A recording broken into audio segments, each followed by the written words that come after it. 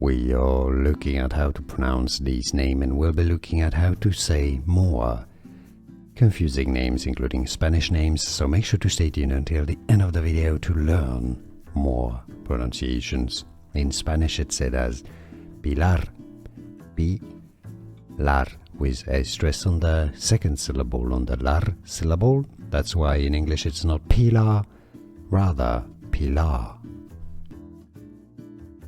We are looking at how to pronounce these names, and we'll be looking at how to say more confusing names, including Spanish names, so make sure to stay tuned until the end of the video to learn more pronunciations. In Spanish it's said as Pilar, Pilar, with a stress on the second syllable, on the lar syllable. That's why in English it's not Pilar, rather Pilar.